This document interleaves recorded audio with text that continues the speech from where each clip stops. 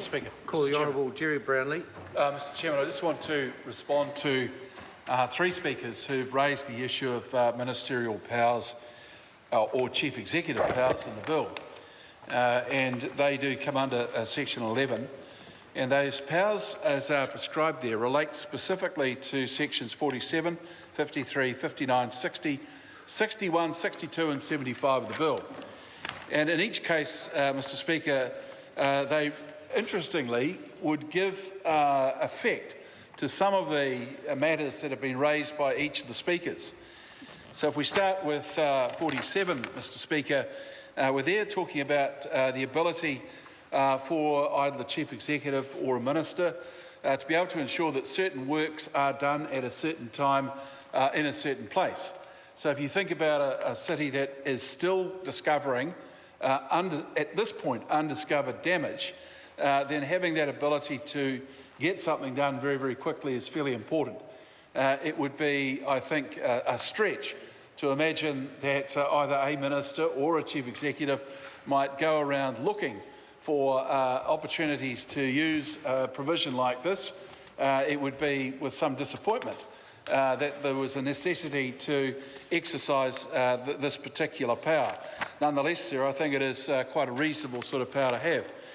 53 deals with temporary buildings. Now, anyone will know from Christchurch at the moment that temporary buildings are, while they're starting to recede a little bit from our landscape, they have been pretty much a norm and accepted arrangement for the last 5 years.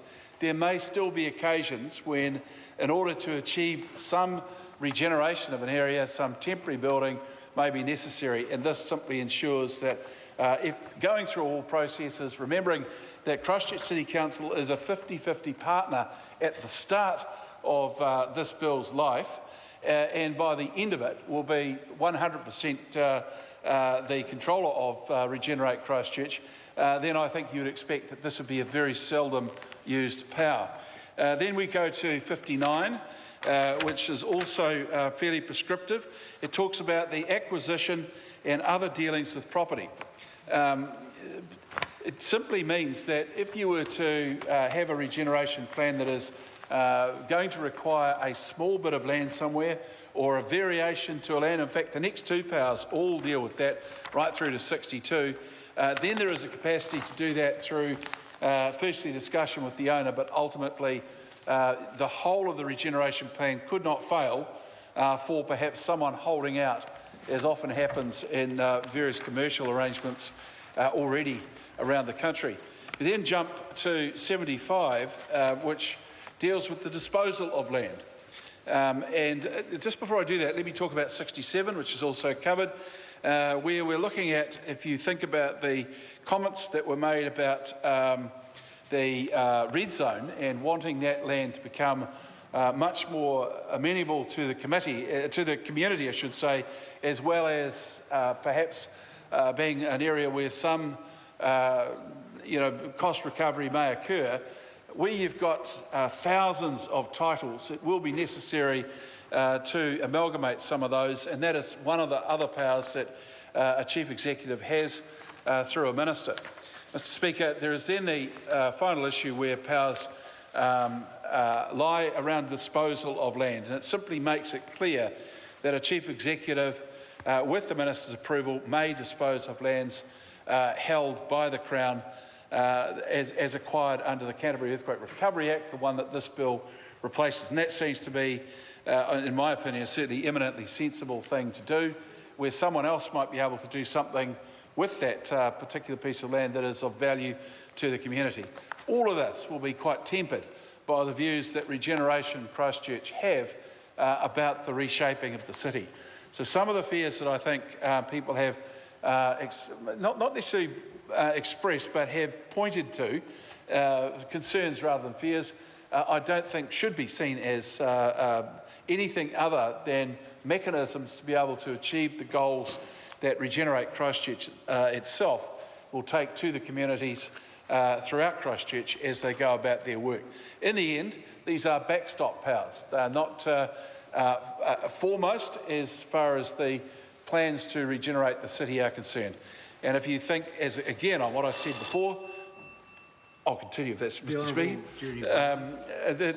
The structure of this bill has, for the first few years of the existence of Regenerate Christchurch, a sort of a 50-50 membership appointed by the Crown, appointed by the Council. Although I have to say that it is the Crown who has provided a place on Regenerate Christchurch for Ngāi Tahu, and the Crown has agreed with the Christchurch City Council on the chairman position, so that's an agreed position.